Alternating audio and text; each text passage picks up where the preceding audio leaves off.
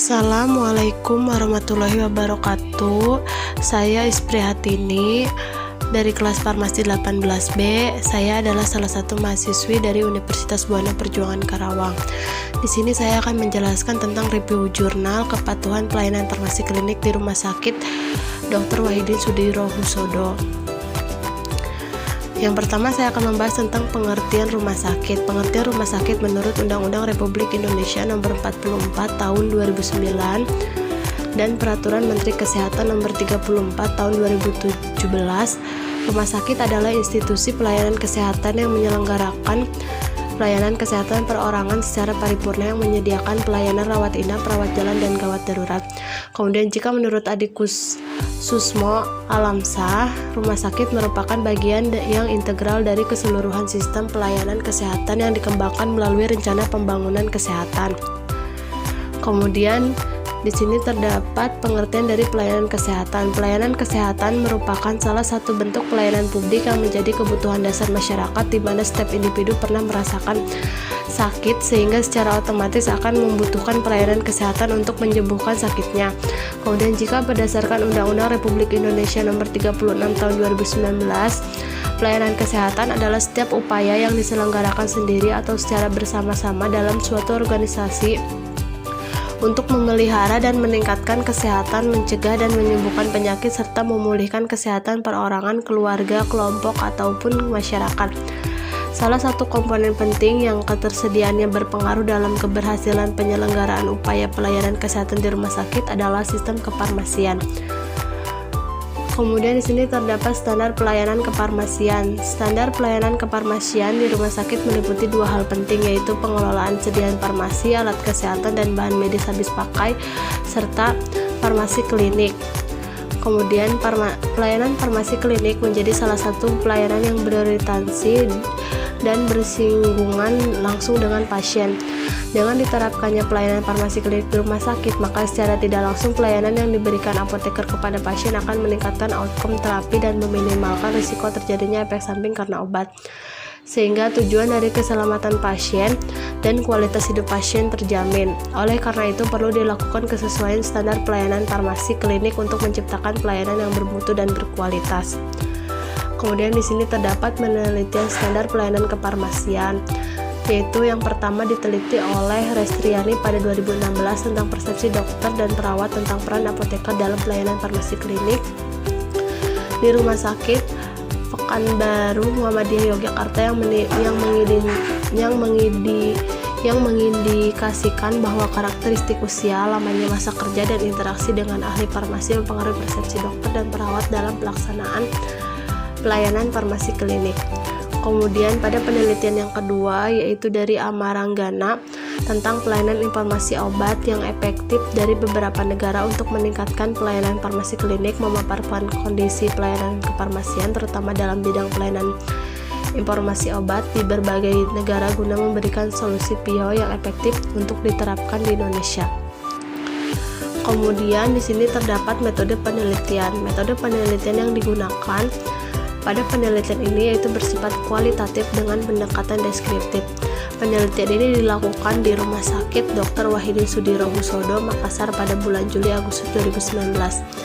Pengumpulan data dilakukan dengan wawancara mendalam, observasi, dan dokumentasi. Adapun informasi penelitian adalah kepala instalasi farmasi, penanggung jawab pelayanan informasi obat, penanggung jawab depo lontaran 3, apoteker, dan pasien. Kemudian untuk teknik analisis data, yaitu digunakan untuk mengolah data kualitatif berupa data observasi, dokumentasi, dan wawancara, analisis secara interaktif. Teknik analisis interaktif ini diadopsi dari model analisis interaktif Miles dan Haberman dengan 4 tahapan yang harus dilakukan secara interaktif dan berlangsung secara terus-menerus sampai tuntas. Antara lain yaitu tahap pengumpulan data, reduksi data, penyajian data, dan penarikan kesimpulan atau verifikasi. Kemudian di sini terdapat hasil penelitian.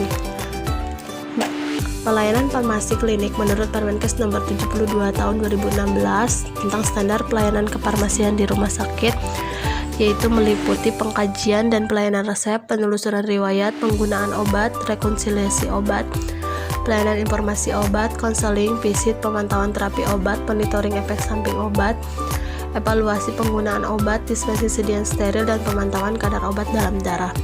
Pada hasil penelitian di Rumah Sakit Dr. Wahidin Sudirohusodo Makassar dalam menerapkan standar pelayanan kefarmasian, menurut Peraturan Menteri Kesehatan Nomor 72 Tahun 2016, yaitu telah dilakukan dengan baik, akan tetapi ada satu parameter yang belum terlaksana, yaitu parameter pemantauan kadar obat dalam darah atau PKOD.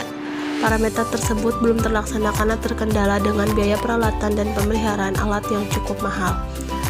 Kemudian di sini terdapat kesimpulan, yaitu dapat disimpulkan bahwa kepatuhan Rumah Sakit Dr.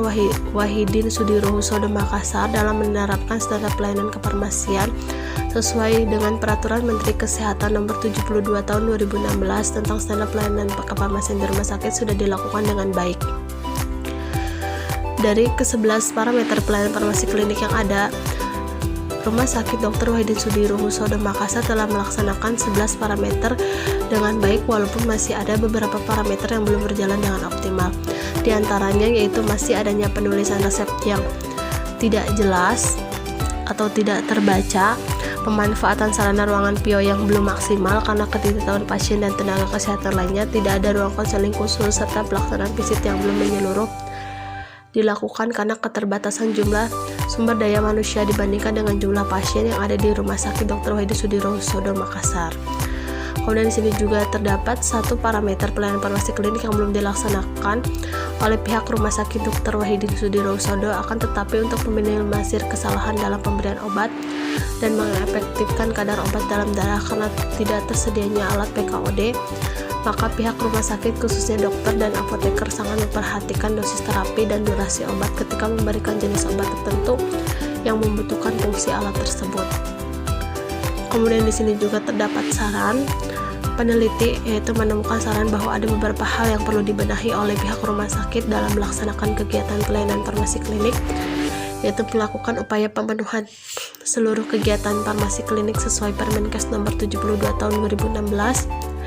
Kemudian melakukan percepatan pembuatan resep untuk mengurangi kesalahan pembacaan resep, menyiapkan sumber daya manusia yang memadai untuk kegiatan konseling dan visit, melakukan penjadwalan secara periodik pelaksanaan kegiatan visit agar semua pasien dapat dilakukan visit, kemudian melakukan